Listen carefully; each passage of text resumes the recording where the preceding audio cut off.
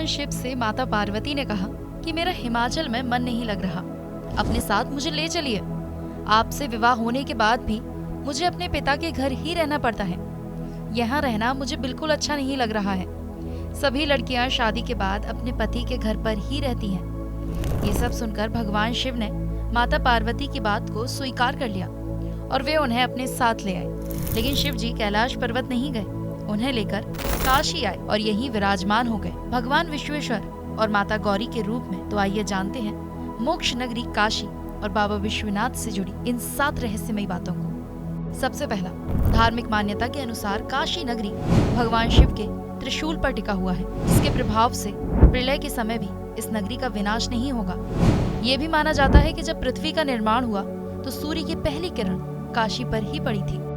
ऐसा कहा जाता है कि भगवान शिव ने इस नगरी को अखिल ब्रह्मांड के रूप में बसाया है। यहाँ 33 कोटि देवी देवताओं का वास है, जहाँ 9 गौरी देवी, 9 दुर्गा, अष्टभैरव, 56 विनायक और 12 ज्योतिर्लिंग विराजमान है। काशी विश्वनाथ ज्योतिर्लिंग 2 भागों में विभाजित है। ज्योतिर्लिंग के दाएं भाग में माता पार्वती और बाएं भाग में भगवान भोलेनाथ सुंदर रूप में विराजमान है।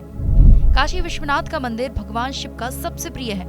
काशी तीनों लोकों में सबसे पुराना जीवित शहर माना गया है। इसे आनंदवन, आनंद कानन और अविमुक्त क्षेत्र से जाना जाता है।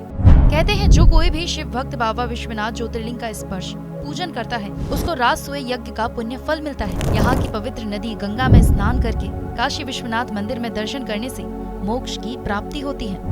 काशी विश्वनाथ मंदिर के गुंबद में लगे श्री यंत्र के बारे में कहा जाता है कि जो भी भक्त उस श्री यंत्र की ओर देखकर बाबा विश्वनाथ से प्रार्थना करते हैं, उनकी मनोकामना को औघड़दानी शिव बहुत जल्द ही पूरी करते हैं। काशी में ही 51 शक्तिपीठों में से एक शक्तिपीठ मणिकर्णिका शक्तिपीठ है, जो कि काशी के मीर घाट में स्थित है। यहाँ सती देवी के दाहिने कान की मणि गिरी थी, इसलिए इस स्थान का नाम मणिकर्णिका शक्तिपीठ पड़ा। भगवान शिव के इस ज्योतिर्लिंग के दर्शन पूजन द्वारा मनुष्य समस्त पापों तापों से छुटकारा पा जाता है। हर दिन नियम से श्री विश्वनाथ के दर्शन करने वाले भक्तों के योगक्षेम का समस्त भार भगवान शंकर अपने ऊपर ले लेते हैं। ऐसा भक्त उनके परम धाम के अधिकारी बन जाते हैं और भगवान शिव की कृपा उस पर सदैव बनी रहती है।